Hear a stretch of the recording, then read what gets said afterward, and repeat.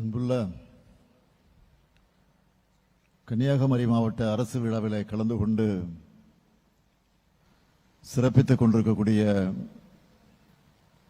மாண்புமிகு அமைச்சர் பெருமக்கள், திருமதி கீதா ஜீவன் அவர்களே, திரு அனிதா ராதாகிருஷ்ணன் அவர்களே, திரு மனோ தங்கராஜ் அவர்களே, தம்பி டிஆர்பி ராஜா அவர்களே, நாடாளுமன்ற உறுப்பினர் திரு விஜய் வசந்த் அவர்களே, சட்டமன்ற உறுப்பினர்கள் திரு பிரின்ஸ் அவர்களே, திரு ராஜேஷ்குமார் அவர்களே, திருமதி தாரகை கத்பத் அவர்களே, மாநகராட்சியுடைய மேயர் திரு மகேஷ் அவர்களே, துவக்கத்தில் அனைவரையும் மகிழ்ச்சியோடு வரவேற்று மகிழ்ந்திருக்கக்கூடிய மாவட்ட ஆட்சித்தலைவர் திருமதி அழகுமீனா ஐஏஎஸ் அவர்களே, மாநில உணவு ஆணையத்தினுடைய தலைவர் திரு சுரேஷ் ராஜன் அவர்களே, சட்டமன்ற முன்னாள் உறுப்பினர்கள் திரு ஆஸ்டின் அவர்களே, திருமதி புஷ்பலேதா அவர்களே, மீனவர் நல வாரியத்தினுடைய தலைவர் திரு ஜோசப் ஸ்டாலின் அவர்களே, அரசு உயர் அலுவலர்களே, முன்னாள் நாடாளுமன்ற உறுப்பினர் ஹெலன் டேவிட்சன் அவர்களே, உள்ளாட்சி அமைப்புகளை சார்ந்த பிரதிநிதிகளே, நலத்திட்ட உதவிகளை பெறுவதற்காக வருகை தந்திருக்கக்கூடிய பயனாளி பெருமக்களே, என்னுடைய பாசத்திற்கும் பேரன்பிற்கும் உரிய மகளிர் சுய உதவிக் குழுவை சார்ந்திருக்கக்கூடிய சகோதரிகளே, தாய்மார்களே, பத்திரிகை மற்றும் ஊடகத்துறை சார்ந்த நண்பர்களே, உங்கள் அனைவருக்கும் என்னுடைய அன்பான வணக்கம். இந்திய துணைக்கண்டத்தின் தொடக்கமான வள்ளுவ முனை இருக்கக்கூடிய குமரி முனைக்கு நான் வந்திருக்கிறேன். கன்னியாகுமரி மாவட்டத்தை பொறுத்த வரைக்கும் தனித்துவமான பண்பாடு, உணவு, வட்டார வழக்கு, கொட்டி கிடக்கக்கூடிய இயற்கை அழகு நிறைந்திருக்கக்கூடிய மாவட்டம் இந்த மாவட்டம். எல்லை போராட்ட வீரர் மார்ஷல் நேசமணி, கலைவாணர் NS கிருஷ்ணன், பொது உடைமை இயக்கத்தினுடைய தீரர் தோழர் ஜீவா, கவிமணி தேசிக விநாயகம் பிள்ளை, இப்படி பல பேருலாமைகளை கொண்டிருக்கக்கூடிய பல்வேறு தலைவர்களை தந்த மாவட்டத்துக்கு நான் வந்திருக்கிறேன். அது மட்டுமல்ல, இன்று அறிவியலில் சிறந்து இஸ்ரோ அமைப்புக்கு எத்தனையோ தலைவர்களை தந்த கன்னியாகுமரிக்கு நான் வந்திருக்கிறேன். இப்படி பல்வேறு பெருமைகளை கொண்டிருக்கக்கூடிய மாவட்டத்தில் இந்த சிறப்பான விழாவை மிக சிறப்பாக ஏற்பாடு செஞ்சிருக்கிறார் நம்முடைய மாண்புமிகு அமைச்சர் மனோ தங்கராஜ் அவர்கள். பால்வளத்துறையை சிறப்பாக கவனித்துக் கொள்ளக்கூடிய ஒரு வெள்ளை உள்ளத்துக்கு, கொள்கை தரத்துக்கு சொந்தக்காரரான அவருக்கு என்னுடைய பாராட்டுக்கள், வாழ்த்துக்கள். அதே போல இதுவரை எந்த மாவட்டத்திலும் இல்லாத வகையில் 3,12,000 பேருக்கு நலத்திட்ட உதவிகளை வழங்கக்கூடிய இந்த மாபெரும் விழாவை மிகுந்த எழுச்சியோடு சிறப்பாக ஒருங்கிணைத்திருக்கக்கூடிய நம்முடைய மாவட்டத்துடைய ஆட்சியர் அழகுமீனா ஐஏஎஸ் அவர்களுக்கு என்னுடைய பாராட்டுக்கள், வாழ்த்துக்கள். சிறப்பாக செயல்படுகிற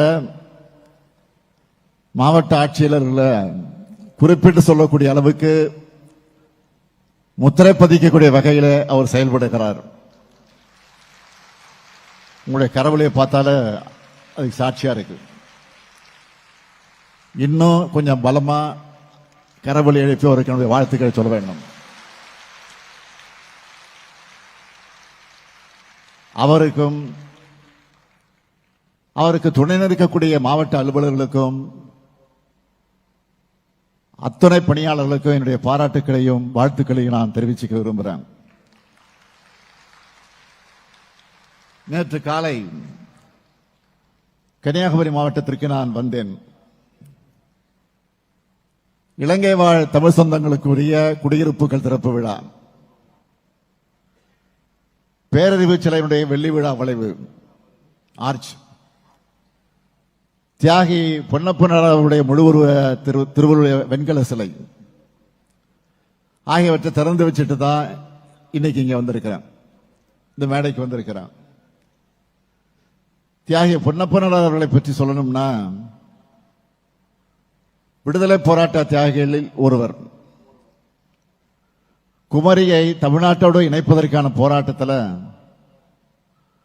மார்ஷல் நேசமணியருடைய போர்ப்படை தளபதியாக விளங்கியவர் அவர். திருவிதாங்கூர் கொச்சி சட்டமன்ற பேரவைக்கு 2 முறையும், தமிழ்நாடு சட்டமன்ற பேரவைக்கு 3 முறையும் தேர்ந்தெடுக்கப்பட்டவர். தமிழ்நாடு சட்டமன்றத்தில் எதிர்க்கட்சி தலைவராக இருந்து மக்களுக்கு பணியாற்றியவர். எளிமையா வாழ்ந்து ஏழை மக்களுடைய குரலாக ஒழிச்சு குமரி கோமேதகம்னு மக்களால் போற்றப்பட்டவர். அத்தகைய சிறப்புக்குரிய தியாகி பொன்னப்பனார் அவருடைய 100ஆண்டு நிறைவு விழாவை ஒட்டி நாகர்கோயில் மாநகராட்சி பூங்காவில் 50 லட்சம் ரூபாய் செலவில் அமைக்கப்பட்டிருக்கக்கூடிய முழு உருவ சிலை, வெண்கல சிலை, அதை திறந்து வச்சதில் நான் மிகுந்த பெருமைப்படுகிறேன். அதேபோல் தமிழின தலைவர் முத்தமிழறிஞர் கலைஞருடைய சிலை கன்னியாகுமரி மக்களுக்கு பயன்படக்கூடிய வகையில் என்னுடைய பெயரில் அமைந்திருக்கக்கூடிய ஒரு படைப்பகம். இதனையும் நேற்று நாகர்கோயில் மாநகராட்சி முதல் மேயர் நம்முடைய சகோதரர் மகேஷோடைய சிறப்பான ஏற்பாட்டில் அதை நான் திறந்து வச்சிருக்கிறேன். உங்களுக்கெல்லாம் நினைவிருக்கும் என்று நான் கருதுகிறேன். 2025 நியூ இயர் பிறப்பதற்கு முன்னால நான் குமரிக்கு வந்தேன். முக்கடல் சூழக்கூடிய குமரி முனையில முப்பால் புலவன் வள்ளுவனுக்கு முத்தமிழறிஞர் கலைஞர் நிறுவன பேரறிவு சிலை, அந்த சிலையினுடைய வெள்ளி விழாவை நாம் கொண்டாடணும். திருவள்ளுவர் சிலையும் விவேகானந்தர் பாறையும் இணைக்கிற கண்ணாடி இழைப்பாலத்தை திறந்து வச்சேன். இப்போ 2026 திராவிட மாடல் 2.0 ஆட்சி அமையறதுக்கு முன்னாடி அரசு விழாவில் உங்களை எல்லாம் சந்திக்க வந்திருக்கிறேன். குமரி மாவட்டம் மீனவர்கள் நிறைந்த மாவட்டம். மீனவ தோழர்களுக்காக நம்ம திராவிட மாடல் ஆட்சியில் செய்யப்பட்ட சில முக்கிய திட்டங்களை மட்டும் தலைப்புச் செய்தியா நான் சொல்ல விரும்புகிறேன். 2004 சுனாமியால பாதிக்கப்பட்ட மீனவ குடும்பங்களுக்கு நிலம் கையகம் செய்யப்பட்டு வீடுகள் கட்டி கொடுத்தாலும் அரசு நிலம் என்ற வகைப்பாட்டில் இருந்துச்சு. சொந்த வீடுகளில் குடியிருக்கக்கூடிய பயனாளிகளுக்கு வரன்முறைப்படுத்தப்பட்ட வகையில் இன்று பட்டா வழங்கப்படுது. அது மட்டுமல்ல, இன்று கன்னியாகுமரியில் வரலாற்றிலே இல்லாத அளவுக்கு 40,086 குடும்பங்களுக்கு பட்டா வழங்கப்படுவதில் நான் மிகுந்த மகிழ்ச்சி அடைகிறேன். அதேபோல தேங்காய்பட்டணம் துறைமுக விரிவாக்க பணிகள் உட்பட தூண்டில் வளைவுகள், மீன் இறங்கு தளங்கள், படகு அணையும் தளங்கள், வலை பின்னும் கூடங்கள், மீன் ஏலக்கூடங்கள், இப்படி பல பணிகளை குமரி மாவட்ட மீனவர்களுக்காக செஞ்சு கொடுத்திருக்கிறோம். 21 மீனவ கிராமங்களை சேர்ந்த 1,40,000 47,361 மீனவ மக்கள் இதனால் பயனடைந்திருக்கிறாங்க. குளச்சல் மீன் துறைமுகத்தை விரிவாக்கம் செய்ய 150 கோடி ரூபாய் ஒதுக்கீடு செஞ்சு அரசாணை பிறப்பிக்கப்பட்டிருக்கு. குளச்சல் மற்றும் அதன் சுற்று வட்டாரங்கள்ல பொருளாதார வளர்ச்சிக்கு இது வழிவகுக்க போகுது. அடுத்து முக்கியமான கோரிக்கை, வாணியக்குடியில புதிய மீன்பிடி துறைமுகம். இதுக்கு 180 கோடி ரூபாய் ஒதுக்கீடு செய்யப்பட்டிருக்கு. குளச்சல் மற்றும் வாணியக்குடிக்கு இடைப்பட்ட தொலைவு 3 கிலோமீட்டர் தான். இருந்தாலும் மீனவ தொழில்கள் கேட்டா அதை நிறைவேற்றி தரணும், அதனால் அதை செஞ்சிருக்கிறோம். இதனால் 34,130 மீனவ மக்கள் நேரடியா பயன்பெற இருக்காங்க. அதே போல தேங்காய்பட்டணம் மீன்பிடி துறைமுக விரிவாக்க பணி 253 கோடி ரூபாய் மதிப்பீட்டில் நடைபெற்று வருது. ஏற்கனவே முதற்கட்ட பணிகள் அதை நான் கடந்த ஆண்டு திறந்து வச்சுட்டேன். 2ஆம் 3ஆம் கட்ட பணிகள் நடைபெற்று வருது.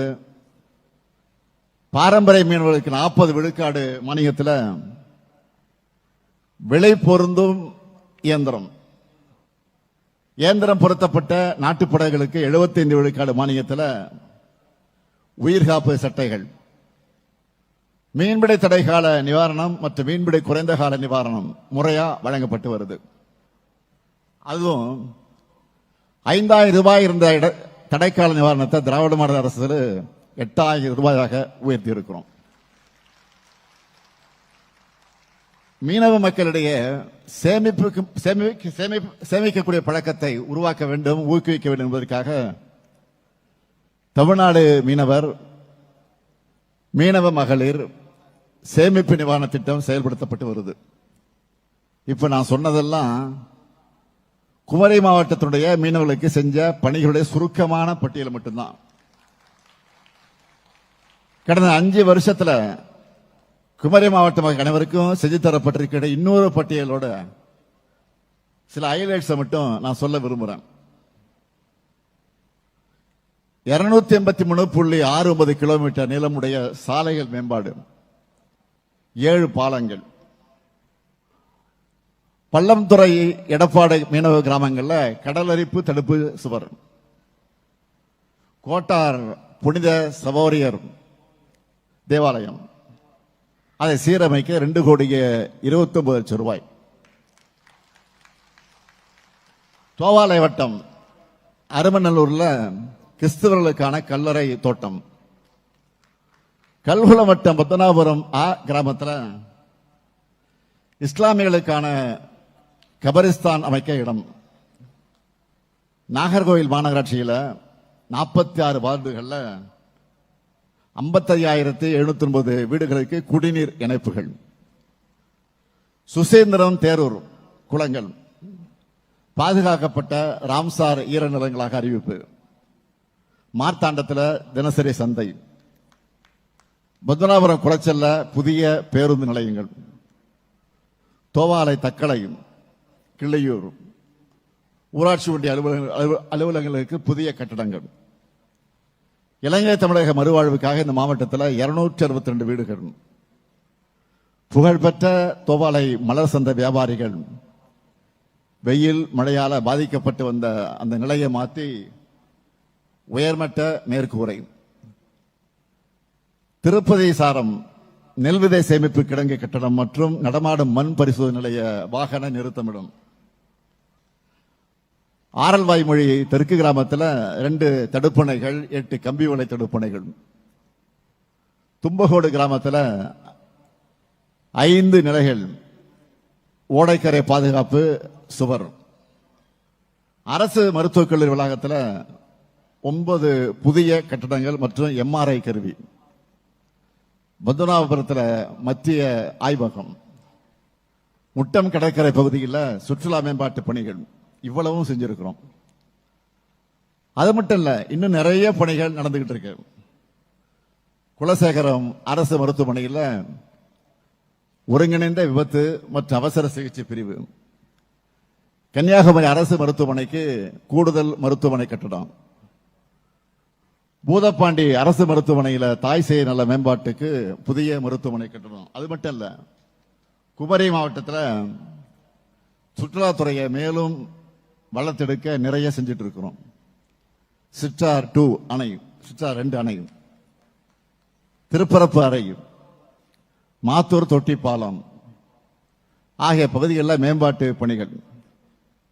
கடந்த மாதம் கூட சர்வதேச அளவில் இருக்கக்கூடிய சுற்றுலா விடுதிகளை கட்ட புரிந்துணர்வு ஒப்பந்தங்கள் எல்லாம் கையெழுத்தாகி இருக்கு. இதுபோல நாகர்கோவில் மக்களுடைய நன்மைக்காக வடசேரியில நவீன ஒருங்கிணைந்த பேருந்து முனையம் கட்ட இன்று அடிக்கல் நாட்டி இருக்கிறேன். செம்மாங்குளத்தை தூர்வாரி மேம்படுத்தி மழைநீர் சேகரிப்பு அமைப்பா செயல்பட அடிக்கல் நாட்டி இருக்கிறேன். தமிழ்நாட்டோட உயர்வுக்கும் பெருமைக்கும் அடையாளமா விளங்குறது நியூ டைடல் பார்க். கன்னியாகுமரி இளைஞர்களுக்கு வேலை வாய்ப்பு வழங்கக்கூடிய வகைகளை அகசீஸ்வரர் வட்டத்தில் 30 கோடி ரூபாய் மதிப்பீட்டில் இன்று புதிய நியூ டைடல் பார்க் அடிக்கல் நாட்டியிருக்கிறேன். இப்படி குமரியில் இருக்கக்கூடிய எல்லா பகுதிகளுக்கும் வளர்ச்சி திட்டங்களை கொண்டு வந்து சேர்த்திருக்கிறோம். இவ்வளவு இருந்தாலும் உங்க மாவட்டத்துக்குன்னு வந்துட்டு உங்களுக்கு புது அறிவிப்புகளை வெளியிடாம போனா நல்லா இருக்குமா? மேடையில் இருக்க சும்மா இருப்பாங்களா? அது காங்கிரஸ் கட்சியை கேட்க வேணாம், தொலைச்சி எடுத்துருவாங்க என்ன உரிமையோட. ஆக அதையெல்லாம் உணர்ந்து அதனால குமரி மாவட்டத்துக்கான 6 புதிய அறிவிப்புகளை இப்போ நான் உங்களிடத்தை வெளியிட போறேன்.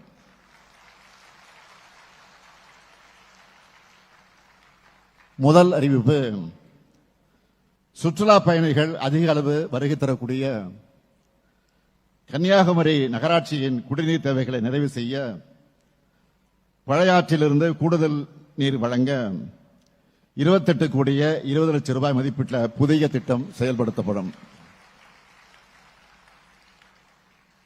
மேலும் முக்கடலும் சங்கமிக்கக்கூடிய இந்த பகுதியில் 25 கோடி ரூபாய் மதிப்பீட்டில் புதிய கழிவுநீர் சுத்திகரிப்பு நிலையம் ஒன்று அமைக்கப்படும். இரண்டாவது அறிவிப்பு, குளச்சல் நகராட்சி மற்றும் மண்டைக்காடு பேரூராட்சி பொதுமக்களுடைய நீண்டகால கோரிக்கையை நிறைவேற்றக்கூடிய வகையில் ஏவிஎம் கால்வாய் 1 கோடியே 20 லட்சம் ரூபாய் மதிப்பீட்டில் புனரமைக்கப்படும்.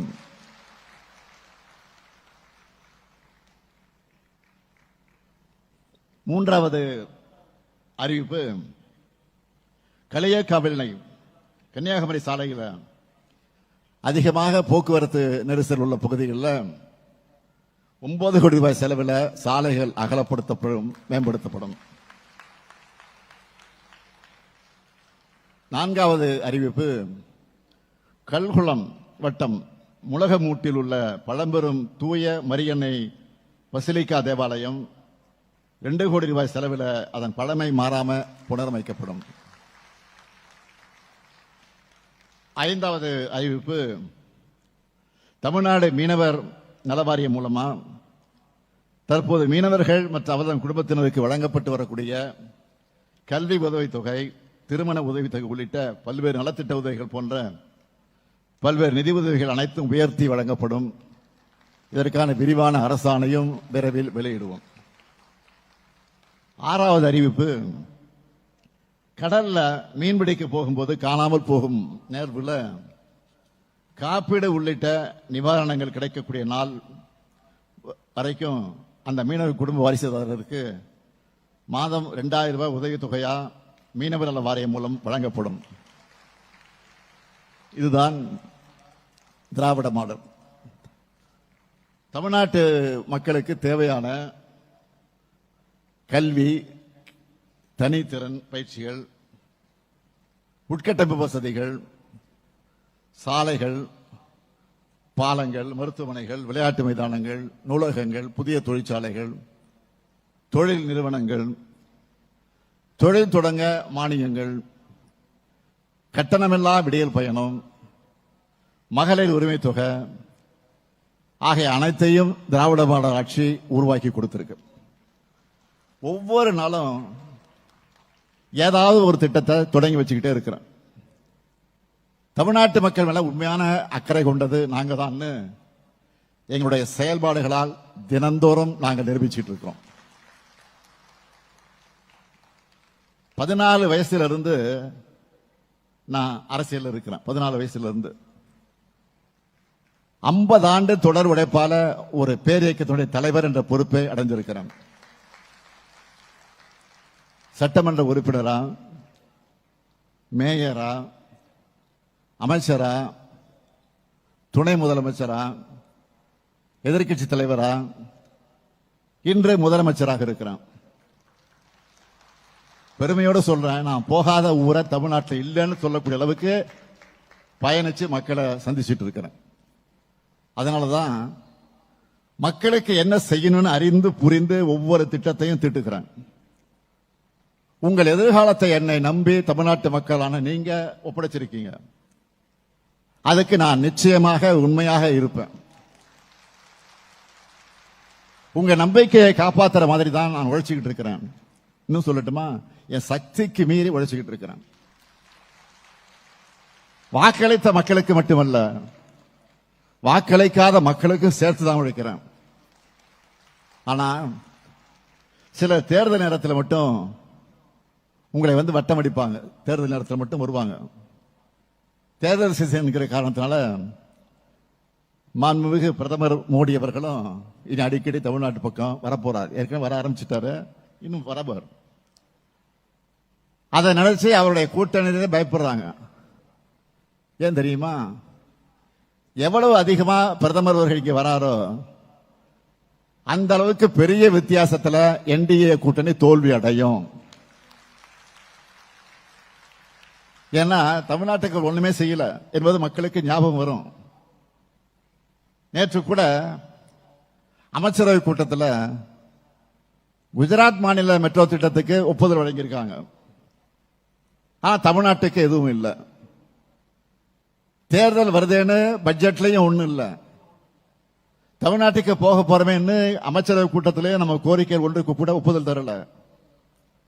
அதனால தான் நான் அடிக்கடி சொல்றேன், இந்த தேர்தல் என்பது தமிழ்நாடு வெர்சஸ் என்டிஏ. தமிழ்நாடு சேஞ்சாதி கோட்டையிலிருந்து ஆளப்படணும், டெல்லியிலிருந்து ஆளப்படக்கூடிய நிலை வரக்கூடாது. இதை தீர்மானிப்பதற்கான தேர்தல் தான். தமிழ்நாட்டை அனைத்து வகையிலும் தாழ்த்தி வீழ்த்தணும்னு பாஜக நினைக்குது. ஏன்னா வளர்ச்சி இருக்கக்கூடிய மாநிலத்தில் பாஜக இருக்காது. பாஜக இருந்தா வளர்ச்சி இருக்காது, அங்க வளர்ச்சி இருக்காது. குமரி மாவட்டம் என்பது எல்லா மதங்களையும் சேர்ந்த மக்களும் நல்லிணக்கத்தோடு வாழ்ந்து வரக்கூடிய மாவட்டம்.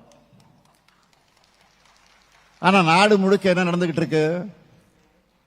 அண்மையில் கிறிஸ்துமஸ் பண்டிகையின் போது இந்தியா முழுக்க கிறிஸ்தவர்கள் மேல தாக்குதல் நடத்தப்பட்டுச்சு.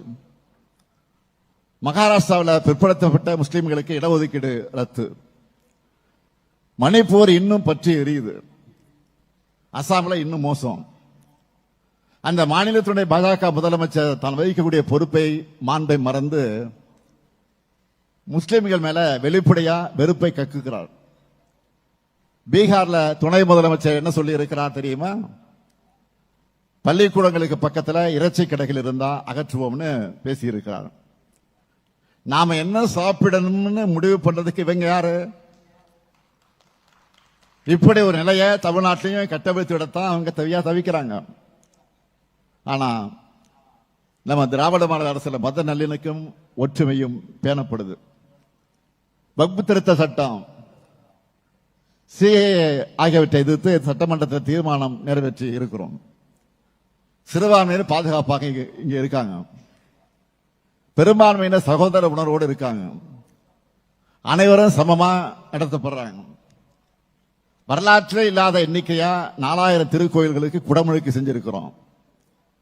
இந்த பகுதியை சார்ந்த நம்ம பால பிரஜாபதி அடிகளார் என்ன பேசியிருக்கிறார் என்றால், நம்ம முதலமைச்சருக்கு சாதியும் இல்ல, மதமும் இல்ல, மொழி இருக்கிறது, இனமான உணர்வு இருக்கிறது, இது ஒரு பொற்காலம்னு பேசியிருக்கிறார்.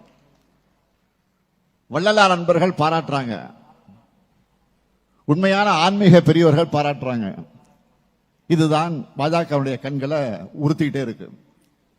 நான் வெளிப்படையாவே பாஜகவினரை கேட்கிறேன், எப்பதான் நீங்க வன்முறையை விட்டு வளர்ச்சி பத்தியே பேசுவீங்க?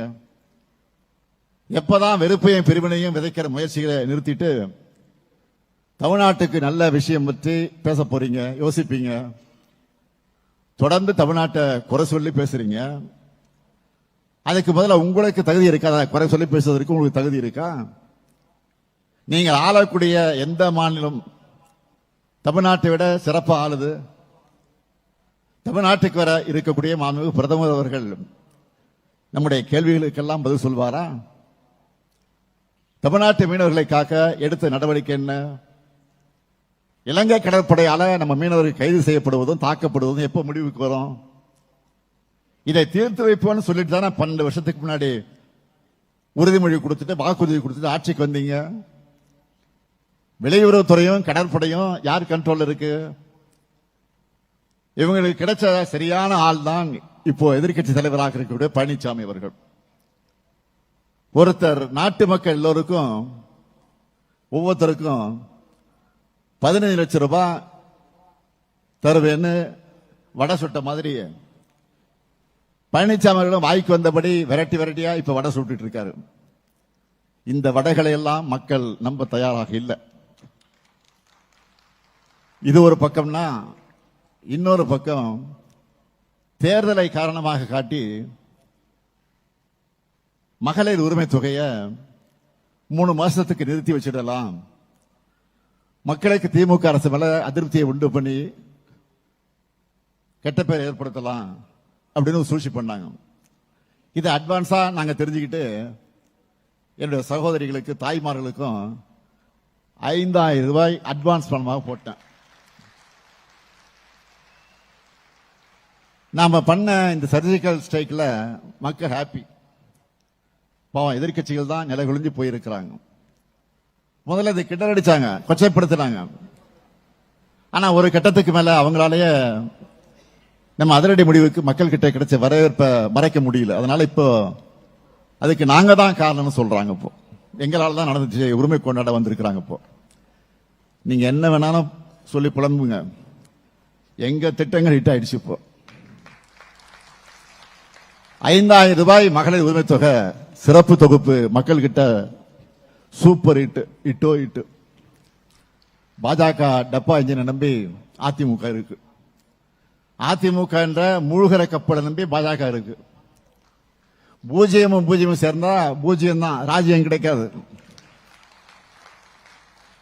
நம்ம திராவிட மாடல் சூப்பர் ஃபாஸ்ட் இன்ஜின் 11.19% இரட்டை இலக்க வளர்ச்சியோட யாரும் எட்டி பிடிக்க முடியாத அளவுக்கு அதிவேகமா முன்னாடி போயிட்டு இருக்கு. திராவிட மாடல் 2.0 ஆட்சி தான் மீண்டும் அமையும். இப்போ நாங்க செஞ்சிருக்கக்கூடிய சாதனையில எங்களுடைய செகண்ட் இன்னிங்ஸ நாங்கள் மிஞ்சுவோம். தமிழ்நாட்டினுடைய இந்த வளர்ச்சி பயணத்தில் ஒருவரையும் பின்தங்க விட மாட்டோம். நாட்டுக்கே வழிகாட்டும் நம்முடைய மக்கள் நல திட்டங்கள் தொடர, தமிழ்நாடு வளர்ச்சி பாதைகளை தொடர்ந்து நடைபோட வெல்வோம் ஒன்றாக. தமிழ்நாடு வெல்லட்டும். நன்றி, வணக்கம்.